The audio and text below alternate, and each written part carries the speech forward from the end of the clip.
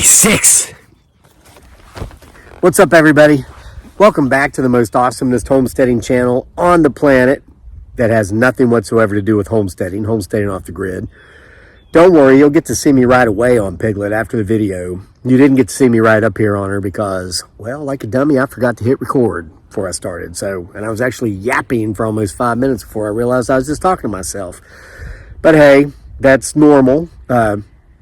I talk to myself regularly because, I mean, sometimes I just need an expert opinion, an expert advice. So, anyway, listen, I've got some good stories for you today. Thank you to all of you who have sent in some stories. I know our audience is going to enjoy them, but I want to make a special announcement and ask you to do me a special favor before I get on to these stories. Excuse me. My son, Daniel, has officially started his YouTube career. He spent the last couple of days making his channel, and today he uploaded and published his very first video. So at the end of this video, I'm going to put his video. It'll come up in a box. I would like to ask you to please go watch that video, or watch some of it, and subscribe to his channel while you're there doing it.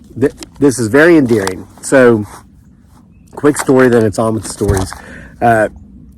We've been waiting until he was at least the age he is now, and plus his maturity level, to start his YouTube career. And it will be that. He's going to kind of he's already learned so much from me and his mother watching us do this. We've been doing this for 15 years. I'm a social media content creator. That's what I do. 10 years ago, everybody would laugh at me and say, no, what do you really do, like for money and stuff? But I think it's a known given now that that's people that do what I do, that's what we do for our money.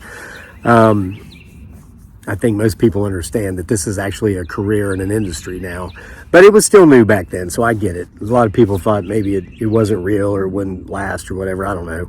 But so he's learned from watching. So he's ready, and he's been ready for a couple of months. And what's taken us so long to finally get the channel created and get him going is that we haven't been able to come up with a title, like for the channel. So he comes up to me a couple of days ago and he says, Dad, I know what I want to name my channel, but I think you might not like it. And I said, well, who cares what I like or what I don't? That's something you got to get used to as a content creator. Anyway, what's this idea you have? And he says, I want to name my channel Get My 6.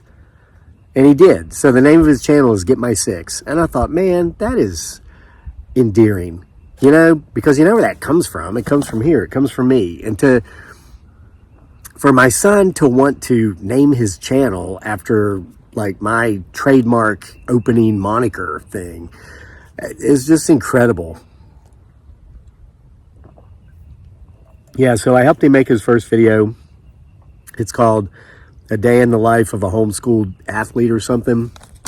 There's footage of us going to the gym together, working out with weights, and then doing our evening workout, some of his footwork and football drills, his quarterback drills, receiving drills. I think you'll like it. And a lot of you have been watching this channel since we started in 2018. Gosh, it's hard to believe that was 7 years ago. Started with Facebook, our Sick Twisted Humor page, which is it's got 1,060,000 followers now. We started that in 2016, and some other stuff we started in 2011, I think, 2010. Been doing this a long time. I don't know. What's my point? Oh, yeah. You'll remember Daniel as a tiny little baby almost. He was 5 years old. He was in a lot of our videos. We ended up taking him out of videos because we had issues with stalkers. We've had that off and on, and that's one of the dark sides of social media content creation. There are folks watching who just don't understand boundaries. And I'm just saying this like it is. I'm not saying this to be offensive to anybody, but there are folks who, now I get this, I understand this. You watch me make these videos, you kind of feel like you've gotten to know me. And in a lot of ways you have, because I did divulge so much about my personal life. But there are some folks who don't realize, okay, hey, great, that's what he does. He's a content creator, but his life is his life, mine is mine, and I need to leave it at this screen right here. We've had people from other states just show up.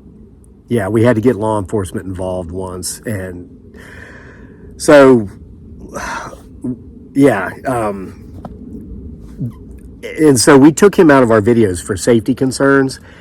You wait till you see him in his videos. He's bigger than me now. And he's only 14. And at 14, he's a better athlete than I ever was. And I was a state champion miler, trained for 2 Olympics, and ran track on scholarship. Kid's incredible.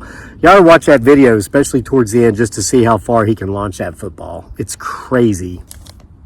All right, now with all that said, shameless self-promotion of my son and his new YouTube channel, Get My Six. Let's get on with some of these stories, okay? So, want to thank Gene Fisher for sending me an article from CBS Baltimore. Turns out, and this happened in Harford County, Maryland, vulture carcasses from confirmed Kakahachu closes portion of Hartford County hiking trail. Yeah, I read the article. It starts by saying that part of a hiking trail near Fisherman's Park in Harford County was shut down Tuesday after officials found dead vultures with confirmed flus, or confirmed Kakahachu. Remember this winter we had all these drones going around. We had this mysterious fog, strange snow. Some of it wouldn't even melt. And for the last couple of months, it's like we haven't even been hearing about any of this stuff. Where are the drones? What's going on with the aftermath of some of the stuff they were spraying? A lot of folks saw these things spraying stuff, and it seems to have been a spike in Kakahachu since then. Well, clearly it's still going on. It's just for some reason the media's not talking about it. I read through the article, and the fear is the biggest fear in regards to this all these dead vultures in Maryland is the fact that these birds are migratory and nobody knows where they're going. This time of year, they would, of course, probably be going further north for their summer. So, excuse me, the concern is the vultures who ate the dead vultures who had the Kakahachu, where are they going to go and where are they going to spread it to? Let's say they keep going north if they're in Maryland. I mean, they can go up through Pennsylvania, New York, Delaware, Jersey, Vermont, Maine, Rhode Island. Almost forgot Rhode Island because they only have 3 counties, but hey, they're a state too. Up into Canada, you know, we got plenty of viewers from Canada here. Yeah, they're just up to Greenland, maybe. I don't know if they go that far across the Atlantic up there, but it's a concern, folks. So, Gene, thanks for that info. Now, I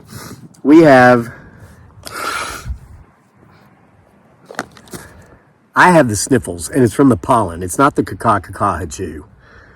Yeah, so you got to stay hydrated. It's always wonderful to put a lime in whatever you're drinking to hydrate with.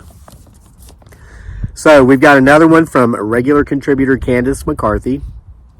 She writes, "Hi, Kevin. Oh, and FYI, Candace's friend, if you're watching, we got your story coming too. Candace has been spreading word of the channel. Thanks, Candace." She says, "Hi, Kevin. I hope this finds you well and your wonderful family as well. You have my permission to use my name in any way you'd like. I'm from Southern Indiana. Most of these stories happen in other states." Now, this is a really cool story. She met some truck drivers at a truck stop, and they decided they'd go out and they'd play pool. Her and she used a couple of pseudo names so people wouldn't be named. But basically, there were 3 guys she went out to play pool with. They're playing pool, and they're towards the end when everybody's kind of done. There's this one guy that wants her to leave with him, and I think we all know what that means, right? Well, there was a guy there that stepped in on her behalf and said, "No, she's not leaving with you. She's she made sure that that this guy didn't harass her. She went to her truck. She was calling the guy Ken. I'm jumping through her story here. So she says, I hid back at the truck stop, and Ken came by my truck the next morning to check on me." Okay, so this is a guy that kind of protected her as if he was a guardian angel. "I told him thanks for being there and climbed in so we could talk for a few. Or I told him to climb in. He did, and I told him I wanted a picture of my angel that saved me, and he said it won't take." And then there was just a long pause. She thought he was kidding. She says, "I grabbed my camera and asked him if he cared. He says, 'You can try, but it won't take.' She snapped about 4 pictures of him and told him thanks again. They opened the roads back up, and she hit the road to deliver her goods. She writes, funny thing is I never saw them again. As for the pictures, I took them and had them developed, and they were not in my package. I asked about them, and this was back in the 90s when you had to take your pictures to get developed. And they were not in my package. I asked, and the guy said they didn't come out. I looked at the negatives and asked him to develop them anyways. I wanted to see what they looked like. Sitting in my driver's seat was a hat, a shirt, a pair of jeans, and on the floor was a pair of boots. Looking like someone sitting there you couldn't see.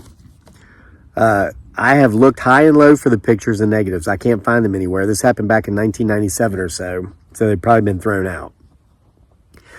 Wow. So his clothing showed up in the photo, but he didn't. Maybe he was a guardian angel. Candace, it sounds like a guardian angel did indeed show up to keep something bad happening to you. And yes, lime goes good in coffee. Goes good in everything. So we got another one from Vanessa. She writes, Vanessa here again. I got a moment of silence to drop in a story. The home I live in with my husband was built in my husband's aunt and uncle, or was built by my husband's aunt and uncle. The year is unknown, somewhere in the 1950s. They didn't have any children. They left their home and car to my husband. There was a home where our chickens live now. I don't know the story on it or how it came to be no more. Every now and then, the chickens will unearth a glass medicine bottle or an old spoon. That's neat. We live in a small town in North Arkansas, and my husband's dad's side of the family founded our town. Yeah, that is neat. Anyway, the attic had a makeshift bedroom in it, and we tried making it our room. My husband has always said he didn't like it up there. I never noticed anything upstairs myself. Time went on, and we made 2 bedrooms up there for the kids, and we moved downstairs. I will say upstairs the kids notice noises and shadows. Downstairs, we always hear dishes clanging or something falling from the top of the fridge, only to find nothing. But last week, we saw a Ziploc bag fly off the shelf into the floor. Sometimes I hear the screen door open, but no one will be there when I look around the corner. I have seen an apparition of a young boy. I was sleeping, my bed facing the door, looking across the hall to the other room. My son had a habit of sleepwalking at the time. I sat up out of bed and saw a boy looking into the other room, leaning onto the door frame as if leaning in to ask something. I called my son's name and asked, "What are you doing?" And I saw it dissipate from the feet to the head. I'll send in another story later. Enjoy the weather, Vanessa. Vanessa, thank you for that story. So, sounds like Vanessa saw the ghost of a little boy in that house. Folks, if you have a story of anything strange or weird that you wouldn't mind sharing with people, you can email it to the channel here. The email address is crazylake@mail.com.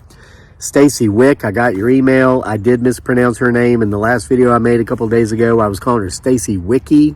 It's supposed to be with just a Stacy Wick. But it's Wick. Okay, and she's going to send some more stories. Stacy, thanks for the email. Yeah, you can email us, but folks, you got to let me have permission to share your story and let me know if you want me to use your name or not. If not, I'll just keep you anonymous, okay? Again, the email address is crazylake@mail.com. Now, here's one from Brenda Whaley. Brenda writes, I give you permission to use my full name if you read this. I love your videos. I learned so much from you and I appreciate it. I love the eyeball in the camera. It's so funny, and yes, I have your 6. Thank you, Brenda. Excuse me. I just had lunch.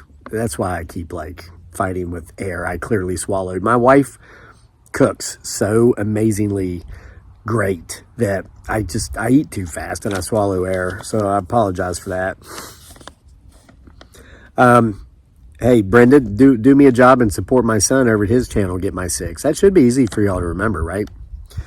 So she continues, I came across your channel when the drones were everywhere. I've been watching it ever since. I have a story about angels. I also have one about a dog that I had to put down. My precious dog, Layla, got sick in 2021. She ended up having end-stage liver failure. After she got sick, I would use the couch cushions on the floor, put a sheet on it, and lay on them next to her on the floor. I did that for 2 weeks. Towards the end, I would lay on my bed watching videos, and she wasn't able to jump on the bed, so she would put her paws on the bed and always on my foot, and I would help her onto the bed. After I had to put her down, I was again laying on my bed watching videos, and I distinctly felt the pressure of her paws on my foot. At first, I thought it was my cat, Bella, and I turned around and said, "Come on, Bella," but she was laying on the other side of the room. That was when I realized my Layla getting me. That's when I realized it was my Layla letting me know she was still here with me. Then one day, I was sitting on the edge of my bed on my phone, and out of the corner of my eye, I saw Layla walk in my room. She was a mist in her shape, and I knew it was her. The next story is about an angel. My mom passed away 3 weeks ago on March 5th. Brenda, I'm so sorry to hear about the passing of your mother. She says she's been having a really hard time of it. Her stepdad, Brenda's stepdad, passed away in 2023. She continues, my mom couldn't be alone, so I moved in with her. There's a lot. Brenda, your story was very long, but it was very beautiful. But I took the middle part out. Brenda's niece, Amy, started living with her and her mother. It was her mother's granddaughter, of course. She was always very fond of her. And they were with Brenda's mother at the very moment of her passing. And they were with her as she took her last breath. And I am including that portion in the True Hauntings when this story gets kicked over to True Hauntings Volume 10, by the way. We're working on with these stories. It's worth a read. It's just very long, and it is a little personal, and I was concerned about sharing some of it on this platform. Brenda, not because of what you wrote, but because this social media is very finicky. I mean, you can put basically soft-core pornography all over it and curse like a sailor, but if you deal with real-life stuff, such as death, in certain forms of it, and if you're explicit or detailed, they lose their minds, and they'll give you a community guideline strike. Oh, but hey, man, go ahead and shake your butt in a G-string or whatever. That's fine, right? So I took out the middle, but you're still going to get the entire gist of this story. So she continues where I pick back up. Amy and I watched her take her last breath. While I was screaming at her in the corner of my eyes, she was screaming, "Mom, come back, don't leave." I saw a tall, white figure standing in the corner looking at us. At first, I thought it was Mom's angel coming to get her, but the figure was there long after my mom had taken her last breath.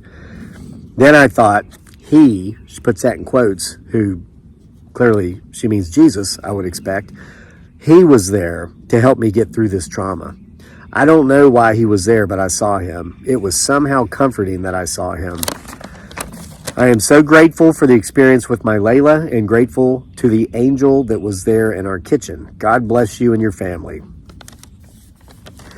Thank you, Bethany, for your story. And again, sorry for your loss. Sorry that you lost your mother. And I enjoyed the picture you sent of you and her together. And it looked like that must have been Amy in the background, hiding her eye in between your shoulders. Looked like she was doing a Get My Six thing in that photo. So now this is crazy. Bethany is not a very common name, is it? It's not uncommon in that you've never heard of it. But we actually have an email from another Bethany, Bethany Warner. Got two emails from two different Bethanies in the same day. So here's what Bethany Warner writes. She says, "Hello, Kevin. My name is Bethany Warner, and you may use my name. My client, Candace, turned me on to you, so here you go." I'm assuming that's Candace McCarty. So thanks for the word of mouth recommendation, Candace.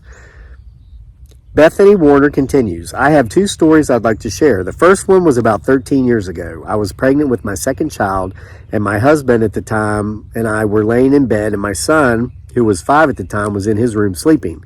It was probably between 3 and 4 a.m., and out of nowhere we hear a deep, evil-sounding laugh come from his room, my son's room. And a second later, my son says, 'Would you be quiet?' We froze in fear, and I made my husband get up and go check. My son was still sleeping. There was no one there. That's creepy." In my other story, my son was 2 at the time, and we lived in a trailer down in Ewing, Indiana. I was chasing my son through the house from the back of the trailer, and we got to the living room, almost to the kitchen, and a loaf of bread flew across the kitchen from the top of the fridge. When I say flew, I mean it flew like someone threw it. That freaked me out so bad, I took my son and played outside for a while till I could calm my nerves. I know my story wasn't as detailed as most, but they are true. Thank you and have a great day. Bethany, your story was detailed enough. I mean, you got the facts in there. Sounds like maybe some sort of demon or evil spirit was in your son's room. And then, wow, then the thing with the bread. Thanks for your story. I appreciate it. And then we have another story from Cat Blue. This is going to be our final story. Just saw a butterfly. That's great. It means spring is here. The butterflies don't lie. The weatherman might, but the butterflies don't. That reminds me of, like, I like stocks that pay dividends for my, money I'm able to set aside after paying a small fortune in taxes every year. Crazy. And whatever bills we have, which are few and far between, I guess utilities and food. I like dividends. And here's why. We had the same when I worked on Wall Street. I was a broker for 8 years. You can fake earnings, but you can't fake dividends. Man, I'm not going to put my money in the next great not that is going to do all these things, but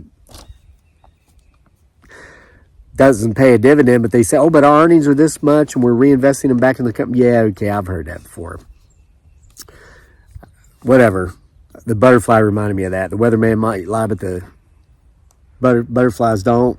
Yeah, well, corporate accountants lie as well. But real dividend payments that get deposited into your account, those are real. That's not a lie. All right. This is from Cat Blue. She says, please use my first name only. Oops. That's all one word. That's all one name. Cat Blue. It's like French. Cat Blue. There, I just used your first name only. It was 2020 and in the middle of the pandemic. I was going to my daughter's house to bring her supplies. She's a single mother of 3 and her house is 2 hours away.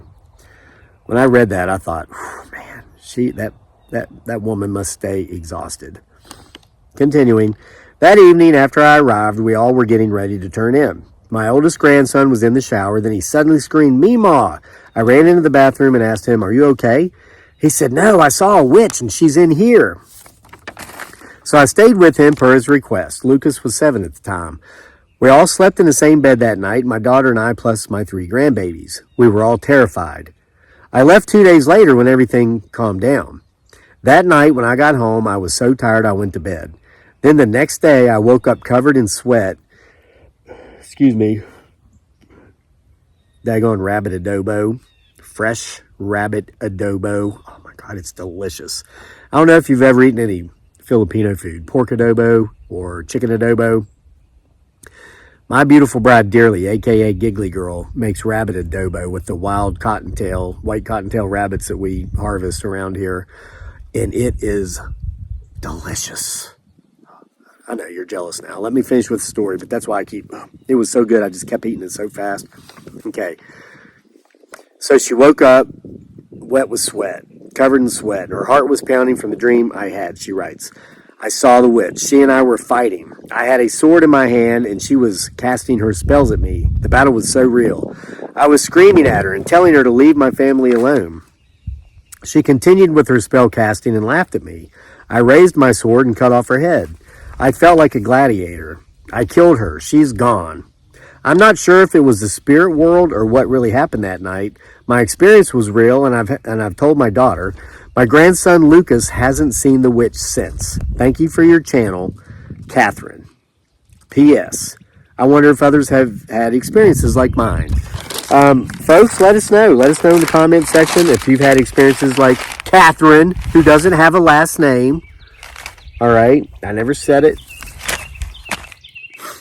I was talking about my shirt, you like the shade, huh? But that's it, folks. So again, here towards the end of this video, I'm going to have that video pop up that my son made. Please go subscribe to his channel, support him, watch his videos. He's a great kid. And the time has come for him to kind of get into the family business. And I expect him to do well. He's got more talent than me. He's got more talent in his pinky than I've got in my whole body. So I'm sure he's going to do just great. Thanks for being here. Again, you can email us your stories. The email address here at the channel is crazylake@mail.com.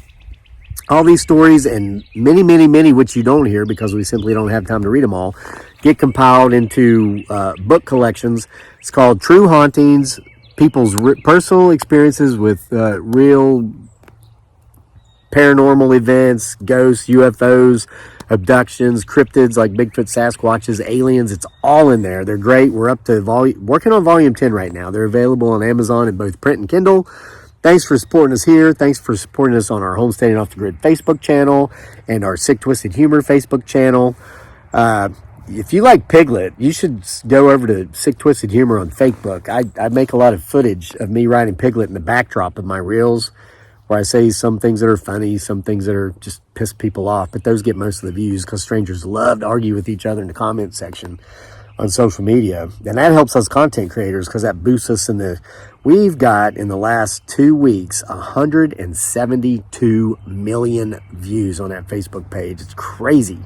If you're one of those 172 million people that's been watching, I want to thank you from the bottom of my heart. Puts gas in Piglet's gas tank. All right. See y'all for more next time.